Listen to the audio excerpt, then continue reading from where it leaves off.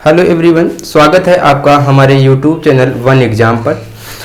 पिछली क्लास में हम प्रेजेंट इंडेफिनिट टेंस से रिलेटेड सारी बातें कवर कर लिया हैं। अगर आपको प्रेजेंट इंडेफिनिट टेंस नहीं आता है, प्रेजेंट इंडेफिनिट टेंस के भी ट्रांसलेशन आप नहीं कर पाते हैं, प्रेजेंट इंडेफिनिट टेंस बिल्कुल भी समझ में नहीं आता है, तो आपको पिछली वीडियो को शुरू से लेकर लास्ट तक पूरा देखना बहुत जरूरी है। ठीक है, अगर आप पूरा देख लेंगे तो आप फिर यह नहीं कह पाएंगे कि आपको प्रेजेंट इंडेफिनिट टेंस नहीं आता है। ठीक है, आज के इस वीडियो में हम प्रेजेंट इंडेफिनिट टेंस के एक स्पेसिफिक सेंटेंस या इंट्रोगेटिव सेंटेंस से रिलेटेड ट्रांसलेशन के जितने भी रूल हैं उसको हम सीखेंगे, क्योंकि मैक्सिमम केसेस में क्या होता है, अधिकतर चाहे आप स्कूल में पढ़ते हो या किसी भी कोचिंग में पढ़ते हैं तो आपको जनरली सारी बातें तो बता दी जाती हैं, लेकिन इंट्रोगेटिव सेंटेंसेस में कुछ ऐसे रूल हैं जिनको आपको नहीं बताया जाता है। प्रेजेंट इंडेफिनिट टेंस के इंट्रोगेटिव सेंटेंस के कुछ रूल आज के इस वीडियो में हम कवर करेंगे। ठीक है, आज के इस वीडियो में हम प्रेजेंट इंडेफिनिट टेंस के इंट्रोगेटिव सेंटेंस को पूरा अच्छे से एकदम डीप लेवल पर पढ़ेंगे। ठीक है, present indefinite tense. Present indefinite tense के अंतर्गत हमने कल के क्लास में देखा था कि सभी टेंस में बेसिकली 4 सेंटेंस पढ़ने होते हैं: affirmative sentence, negative sentence, interrogative sentence और इंट्रोगेटिव नेगेटिव सेंटेंस। तो अफर्मेटिव सेंटेंस और नेगेटिव सेंटेंस से रिलेटेड हमने कुछ बातें कल के क्लास में बताई थी। जैसे अफर्मेटिव सेंटेंस में केवल आपको 2 रूल ध्यान रखना है। 2 रूल ये ध्यान रखना है कि अफर्मेटिव सेंटेंस में प्रेजेंट इंडेफिनिट टेंस में हेल्पिंग वर्ब डू या डज का यूज नहीं किया जाता है, और अफर्मेटिव सेंटेंस में जब डू या डज का यूज नहीं किया जाता है तो उसके साथ मेन वर्ब में हम यस या यस लगा देते हैं। कब लगाते हैं? जब सब्जेक्ट हमारा सिंगुलर होता है तो। और वही नेगेटिव सेंटेंस में इसका ठीक उल्टा हो जाता है। नेगेटिव सेंटेंस में हम डू या डज का यूज करते हैं और उसके तुरंत बाद हम नॉट का यूज करते हैं, और सब्जेक्ट चाहे सिंगुलर हो चाहे प्लूरल हो उसके साथ हम मेन वर्ब में यस या यस का प्रयोग नहीं करते हैं। प्रेजेंट इंडेफिनिट टेंस के अगर इंट्रोगेटिव सेंटेंस की बात करें, इंट्रोगेटिव सेंटेंस को अगर देखें तो हमने बताया था इंट्रोगेटिव सेंटेंस 2 प्रकार के होते हैं। There are 2 kinds of interrogative sentence. First is close ended question,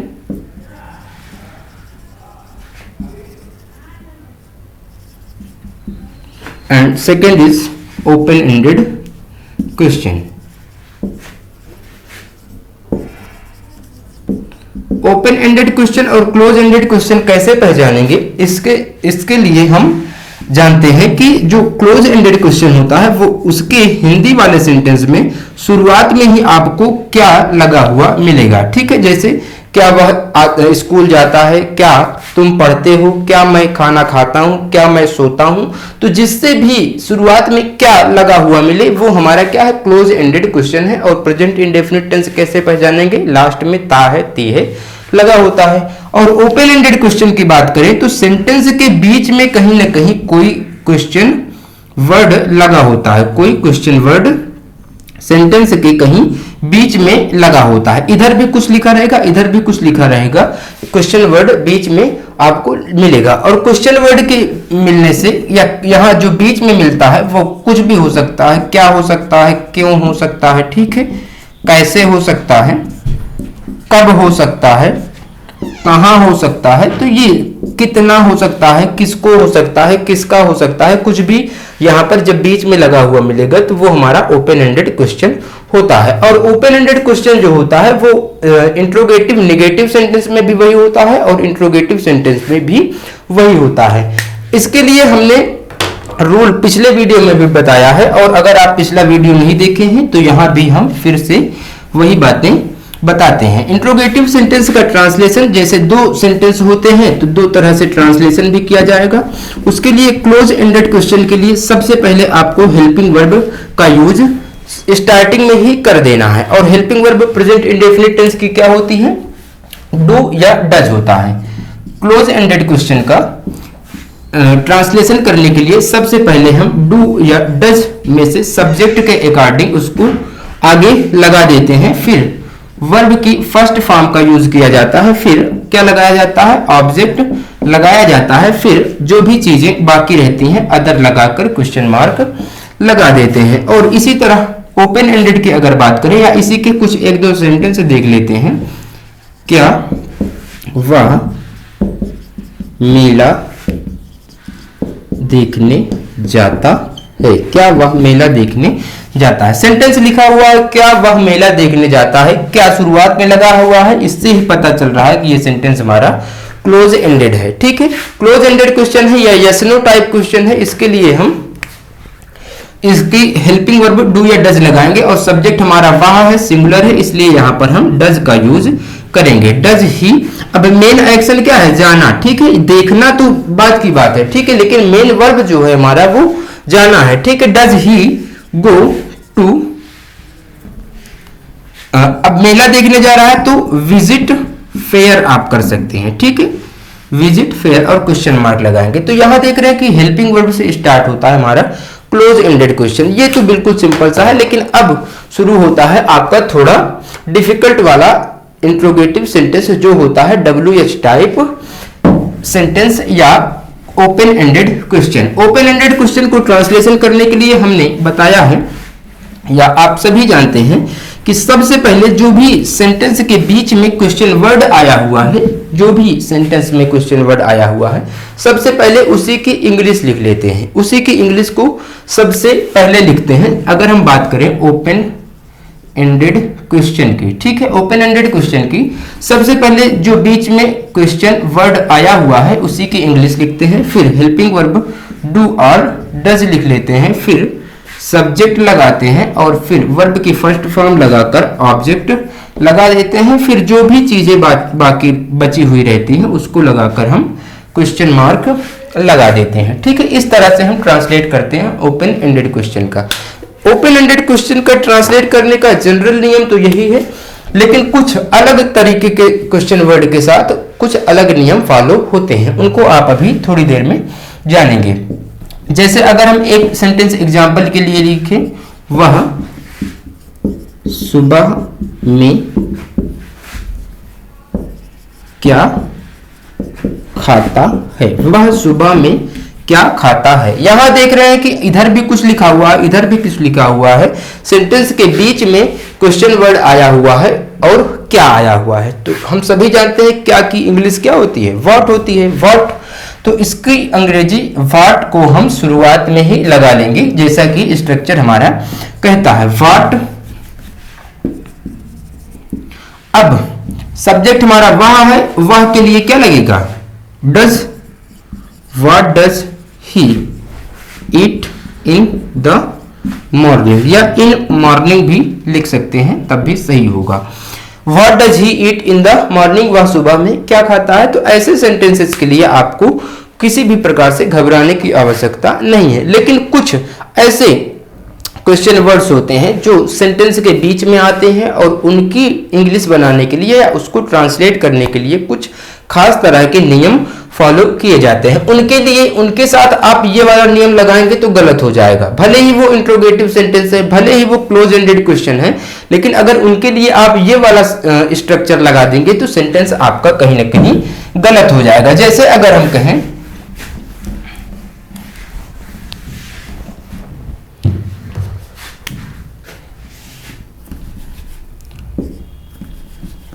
यहां एक सेंटेंस दे रहे हैं, यहां प्रतिदिन कौन आता है, यहां प्रतिदिन कौन आता है। यहां देख रहे हैं कि इधर भी कुछ लिखा हुआ है और इधर भी कुछ लिखा हुआ है, बीच में एक क्वेश्चन वर्ड आया है कौन। ठीक है, कौन एक क्या है, क्वेश्चन वर्ड है या WH वर्ड है जो कि सेंटेंस के बीच में यूज किया गया है। ये बीच में यूज ही किया गया है, इससे हमको पता चल रहा है कि ये WH टाइप सेंटेंस है या ओपन एंडेड का क्वेश्चन है। इसको ट्रांसलेट करने के लिए सबसे पहले, अभी तक अगर हम इस नियम से करेंगे तो सबसे पहले इसकी हम इंग्लिश लिखते हैं हु, फिर लगा दें डू या डज, क्या लगाएंगे, फिर कम हियर डेली। अगर आप इस तरह लिख रहे हैं तो ये सेंटेंस आपका बिल्कुल गलत हो जाता है, जबकि नियम तो हमारा यही कह रहा है कि ओपन एंडेड में सबसे पहले क्वेश्चन वर्ड लगाओ, फिर डू या डज लगा दो, फिर सब्जेक्ट लगाइए, फिर सब्जेक्ट के बाद वर्ब लगा दें, क्योंकि इसमें सब्जेक्ट हमको पता ही नहीं है, और ऑब्जेक्ट के बाद अदर लगा दें। तो ये नियम तो है हमारा, लेकिन ये कौन वाले सेंटेंसेस पर नहीं काम करता है, यानी जो सेंटेंस हु से बनेगा उस पर ये रूल काम नहीं करता है। ठीक है, उस पर कौन रूल काम करता है अभी हम बताएंगे। ठीक है, इसके लिए आपको एक रूल सीखना होगा। Interrogative sentence present indefinite tense के ओपन एंडेड क्वेश्चन के लिए एक रूल सीखना होगा, उसको हम कहते हैं रूल ऑफ हु। ठीक है, रूल ऑफ हु। कौन से बनने वाले सेंटेंस जो होते हैं उनकी ट्रांसलेशन हम प्रेजेंट इंडेफिनिट टेंस में कैसे करते हैं। पहली बात, पहला रूल ये ध्यान रखेंगे कि जो हु से सेंटेंस बनेंगे उसको क्या मानते हैं, या कौन से प्रश्न किए जाने वाले वाक्यों में कौन यानी हु को सब्जेक्ट माना जाता है। क्यों माना जाता है सब्जेक्ट? कौन से प्रश्न किए जाने वाले वाक्यों में हु यानी कौन को सब्जेक्ट माना जाता है। अब कौन को सब्जेक्ट क्यों माना जाता है प्रश्न उठता है। इसलिए कौन को सब्जेक्ट मान लिया जाता है क्योंकि जिसमें कौन लगाकर क्वेश्चन किया रहेगा उसमें हमको सब्जेक्ट पता ही नहीं चलेगा। क्योंकि अगर हम कहते हैं कि कौन यहाँ प्रतिदिन आता है, अब आ कौन रहा है यही नहीं पता है। जब यही नहीं पता है तो हम कौन को ही यानी हु को ही क्या मान लेंगे, क्वेश्चन मान लेंगे। ठीक, सॉरी सब्जेक्ट मान लेंगे। हु को क्या मान लेंगे, सब्जेक्ट मान लेंगे। सेंटेंस वही वाला हम फिर से यहां लिख लेते हैं, यहां प्रतिदिन कौन आता है, यहां प्रतिदिन कौन आता है। अभी हम रूल बताने के बाद इसी सेंटेंस को ट्रांसलेट करके देखेंगे और आप रूल जब जान जाएंगे तो आपको भी बिल्कुल आसानी से समझ में आ जाएगा। चलिए दूसरा रूल क्या कहता है हमारा, रूल ऑफ हु या कौन से क्वेश्चन किए जाने वाले रूल में हु से प्रश्न किए गए सेंटेंस में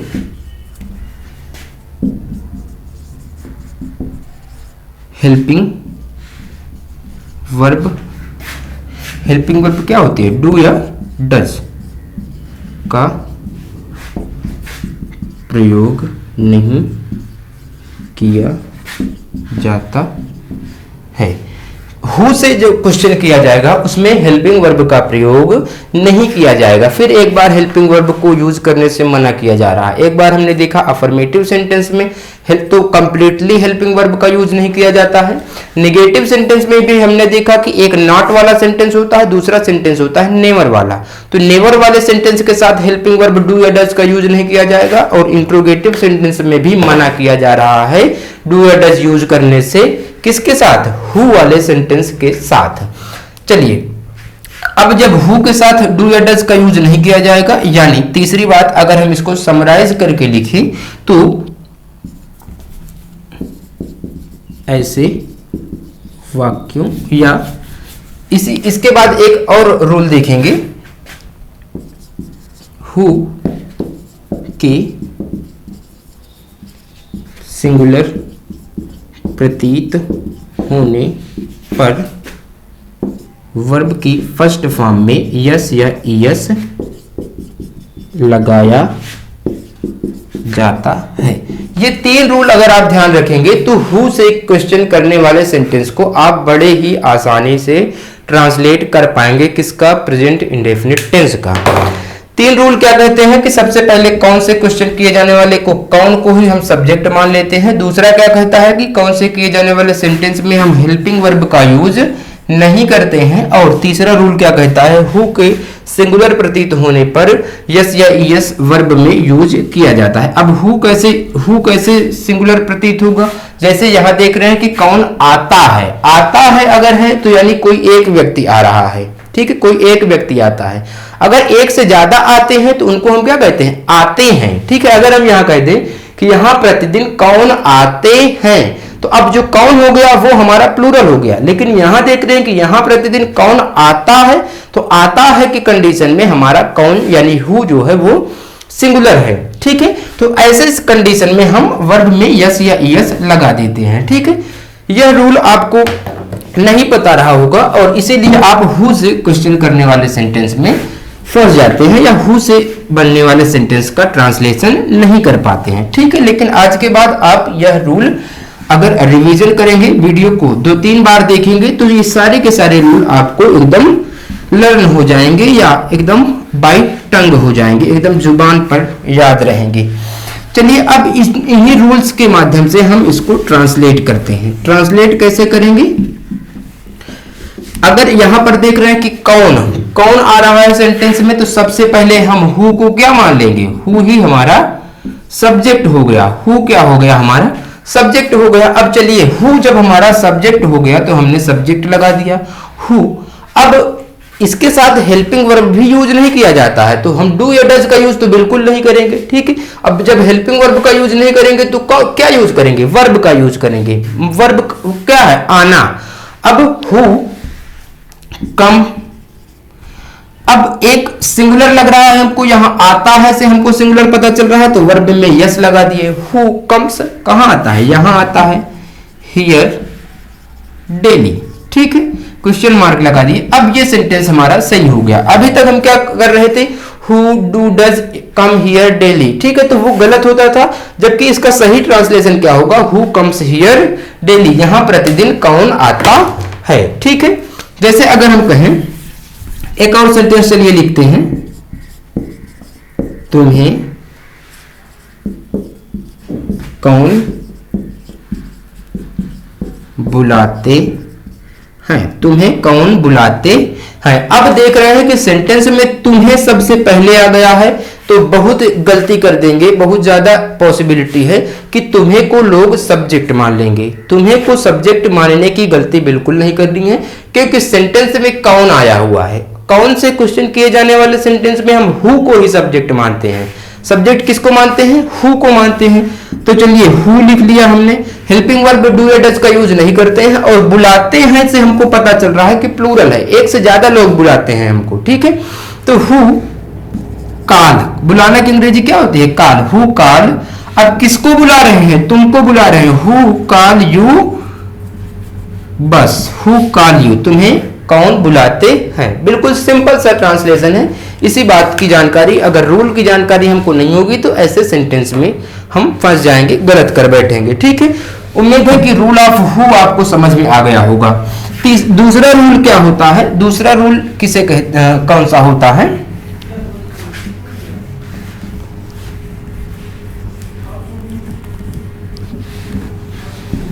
दूसरा रूल जो होता है, just wait for a moment. चलिए, इंट्रोगेटिव सेंटेंस का जो दूसरा रूल है वो है हमारा क्या, rule of how much, how many and whose. जैसे हु से ट्रांसलेट करने का नियम हमारा अलग था, वैसे ही हाउ मच, हाउ मेनी और हुज वाले सेंटेंस भी, इसके सेंटेंस का भी ट्रांसलेशन कुछ अलग नियम से होगा। वो नियम कौन से होंगे उनको हम जानते हैं। जैसे अगर हम इसके लिए भी हम एक एग्जांपल लिख लेते हैं थोड़ा, तुम कितना खाना खाते हो। कोई मोटा व्यक्ति मिलता है तो कहते हैं ना, तुम कितना खाना खाते हो, तो वही बात है, तुम कितना खाना खाते हो। अब यहां पर कितना, कितना की अंग्रेजी क्या होता है, हाउ मच। अब ऐसे कंडीशन में अगर हम रूल के अकॉर्डिंग ट्रांसलेट करेंगे तो सबसे पहले हमको हाउ मच लगाना चाहिए, फिर तुम है तो डू लगा देना चाहिए, फिर सब्जेक्ट लगाना चाहिए यू, फिर ईट लगाना चाहिए, फिर फूड लगाना चाहिए। जबकि ये नियम हमारा, ये ट्रांसलेशन हमारा क्या है, गलत है। How much do you eat food, ये बिल्कुल भी सही नहीं है, ये बिल्कुल गलत ट्रांसलेशन है। क्यों गलत है, क्योंकि हाउ मच, हाउ मेनी और हुज से ट्रांसलेशन किए जाने वाले सेंटेंस में ऐसा ट्रांसलेशन या इस रूल को फॉलो नहीं किया जाता है। ठीक है, अब इसका ट्रांसलेशन किस रूल से किया जाएगा? इसको हम लिखे रहते हैं तुम कितना, क्योंकि अभी हम इसी को रूल जानने के बाद इसी को ट्रांसलेट करेंगे। अब इसके रूल क्या होते हैं? नंबर 1 रूल ये होता है कि हाउ मच, हाउ मेनी, या थोड़ा सा दूसरे तरीके से देखेंगे, कितना। इसकी अंग्रेजी क्या होती है? कितना। इसकी अंग्रेजी कितने, और इसकी अंग्रेजी किसका। कितना, कितने, किसका से किए जाने वाले प्रश्नों का ट्रांसलेशन करने के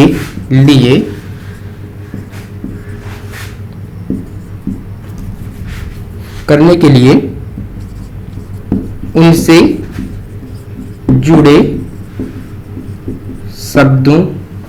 उनसे जुड़े शब्दों की English how much, how many या हुज के साथ शुरुआत में ही लगा देते हैं। ठीक है, नियम क्या है कि कितना, कितने या किसका से किए जाने वाले प्रश्नों का ट्रांसलेट करने के लिए या ट्रांसलेशन करने के लिए उनसे जो जुड़े शब्द हैं, जैसे कितना के साथ क्या जुड़ा है? खाना जुड़ा है। कितना के साथ खाना जुड़ा है। इनसे जुड़े शब्दों की अंग्रेजी इसी के साथ शुरुआत में ही हम लगा देंगे, और उसके बाद क्या लगाएंगे? उसके बाद फिर हेल्पिंग वर्ब डू या डज लगाएंगे। किसके अकॉर्डिंग? सब्जेक्ट के अकॉर्डिंग। ध्यान रहे कि यहां इसको सब्जेक्ट नहीं माना जा रहा है, क्योंकि यहां पर हमको सब्जेक्ट मिल जाएगा, क्योंकि यहां पर हमको इसका सब्जेक्ट पता होगा। सबसे पहले हम कितना, कितने और ये सारी चीजें लिखेंगे, how much, how many, whose लिखेंगे। फिर उसके साथ जो इससे रिलेटेड शब्द होंगे, रिलेटेड मतलब जो जुड़े होंगे, उनकी इंग्लिश लिखेंगे। फिर हेल्पिंग वर्ब, फिर सब्जेक्ट, फिर वर्ब, फिर ऑब्जेक्ट। अगर इसी को हम एक स्ट्रक्चर बना दें, इसी रूल को, वीडियो को पॉज करके रूल नोट कर लेंगे या स्क्रीनशॉट भी ले सकते हैं।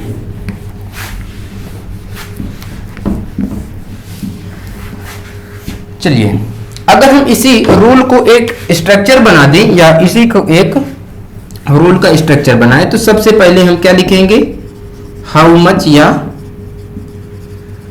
हाउ मेनी या फिर हुज, इनमें से जो भी आया रहेगा, फिर उससे रिलेटेड वर्ड जो भी उसके साथ जुड़ा रहेगा वो, फिर डू या डज का यूज करेंगे, फिर सब्जेक्ट का यूज करेंगे। अब सब्जेक्ट का यूज करेंगे, ध्यान रहे, ठीक है, सब्जेक्ट का यूज करेंगे।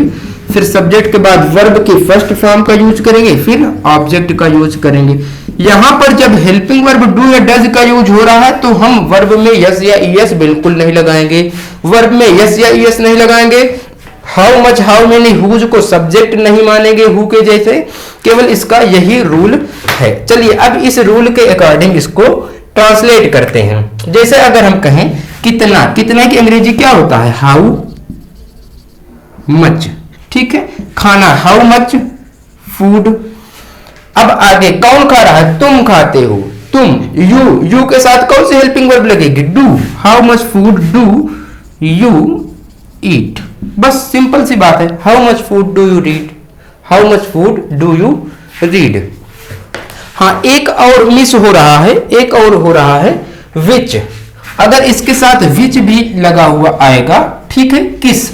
जैसे हम बोलते हैं ना, तुम किस कक्षा में पढ़ते हो, तुम किस कक्षा में पढ़ते हो, तो ठीक है। तो यहां पर हम एक वर्ड और विच भी लिख लेंगे। विच आने पर भी यही रूल फॉलो किया जाएगा। चलिए, एक सेंटेंस हम लिखते हैं, एक सेंटेंस लिखते हैं फिर से, और उसको हम इसी रूल से ट्रांसलेट करेंगे, ठीक है, इसी रूल से ट्रांसलेट करेंगे।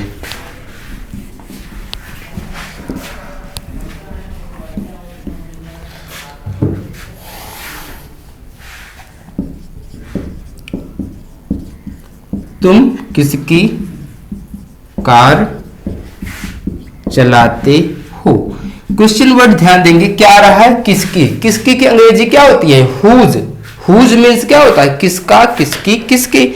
और हुज वाला नियम हमारा क्या कहता है कि how many, how much, whose और विच से जुड़े शब्द यानी जो उनके साथ जुड़े हैं उनकी English how much, how many, whose या विच से जोड़कर सबसे शुरुआत में ही लगा देते हैं। अब देख रहे हैं कि किसके साथ कौन सा वर्ड जुड़ा हुआ है, कार जुड़ा हुआ है, तो हुज कार लिख दिया हमने सबसे पहले। ठीक है, सबसे पहले इसी को लिखना है, भले कार का कोई भी काम हो लेकिन हुज के साथ अगर वो जुड़ रहा है तो हुज के साथ ही उसको शुरुआत में हम लिख देंगे। ठीक है, उसके बाद हम क्या लगाएंगे, तुम है, सब्जेक्ट यू है, तो यू के अकॉर्डिंग हेल्पिंग वर्ब डू, फिर यू।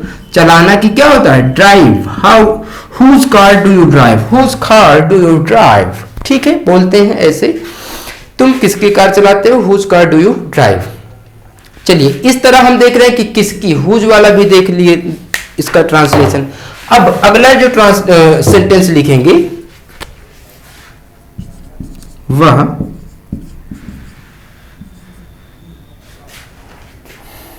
वह कितने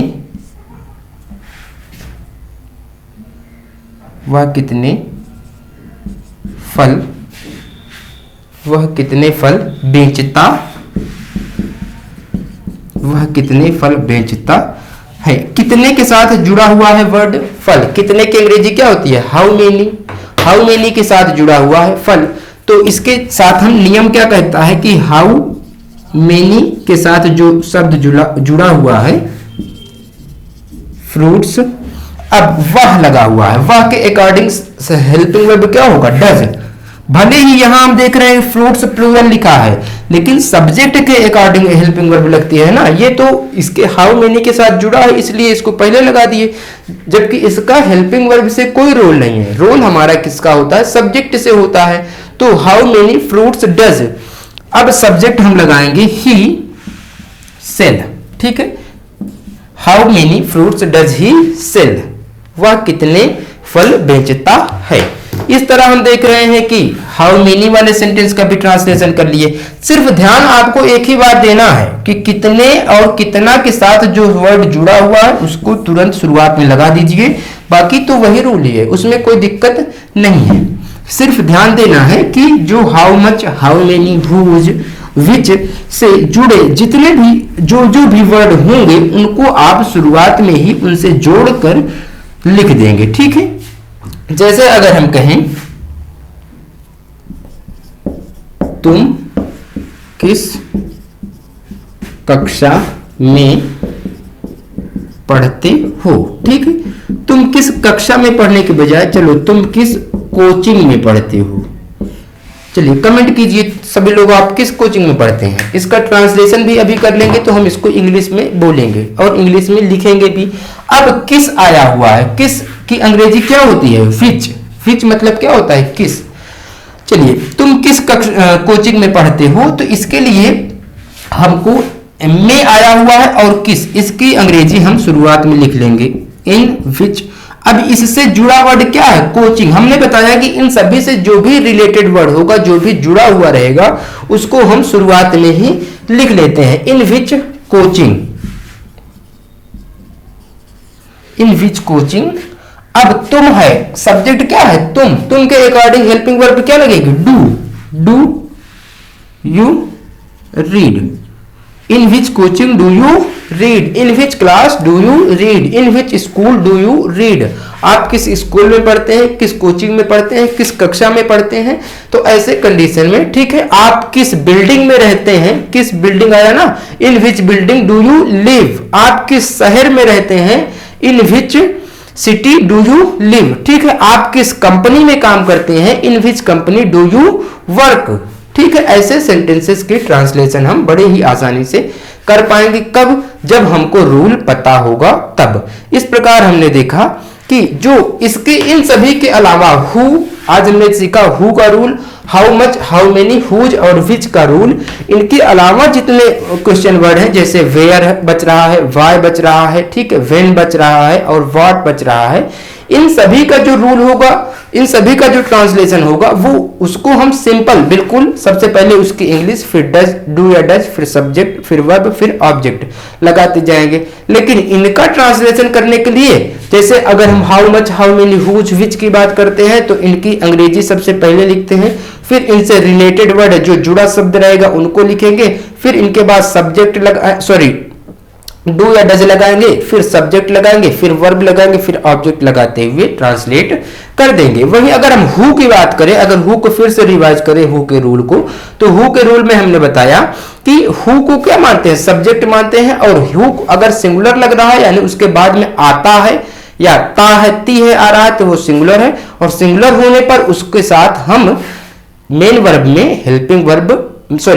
में यस या ईएस लगा देते हैं और हेल्पिंग वर्ब का यूज नहीं करते हैं। ठीक है, ये बात आपको ध्यान देना है, और हु को सब्जेक्ट कंसीडर किया जाता है। इस तरह हम देख रहे हैं कि इन सभी क्वेश्चन वर्ड से ट्रांसलेट किए जाने वाले सेंटेंसेस का ट्रांसलेशन या इनके रूल्स हमने आज के इस वीडियो में सीखा। ठीक है, अगर आप पिछला वीडियो प्रेजेंट इंडेफिनिट टेंस का नहीं देखे हैं तो मेरा रिक्वेस्ट है कि आप उसको जाकर देख लें, क्योंकि उसमें इतनी सारी बातें बताई गई हैं कि उसमें आपको कुछ न कुछ नई जानकारी जरूर मिलेगी। जैसे उसमें क्या बताया गया है, अगर हम बता दें आपको, उसमें बताया गया कि क्यों यस या यस आखिर आप लगाते तो हैं सिंगुलर सब्जेक्ट के साथ, लेकिन क्यों लगाया जाता है इसकी जानकारी आपको पिछले क्लास में मिल जाएगी। ठीक है, अगर आपको यह क्लास अच्छी लगी हो, अगर आपको यह जानकारी इस वीडियो में बताई गई सभी रूल्स अगर आपको नए लगे हो या आप इनसे आपको कुछ सीखने को मिला हो, तो आप वीडियो को लाइक अवश्य करें और इनको अपने फ्रेंड्स के बीच में शेयर अवश्य करें। शेयर करना चाहिए, ठीक है, अच्छी चीजों को शेयर बिल्कुल करना चाहिए, क्योंकि अगर हम कुछ नई जानकारियां पा रहे हैं तो उनसे अगर कोई और लाभान्वित हो रहा है तो उनको हमको शेयर कर देना चाहिए। ठीक है, और प्रॉपर इंग्लिश की क्लासेस इस पर अपलोड होती रहेंगी यूट्यूब चैनल हमारे वन एग्जाम पर। इसलिए आपको अगर इंग्लिश सीखना है बिल्कुल बेसिक लेवल से तो हमारे चैनल वन एग्जाम से जुड़िए, और वन एग्जाम से जुड़ने के लिए, इनरोलमेंट होने के लिए इसके साथ आपको चैनल को सब्सक्राइब करना होगा। सब्सक्राइब बटन को दबाइए और बेल आइकन दबाना ना भूलें। जय हिंद, थैंक यू।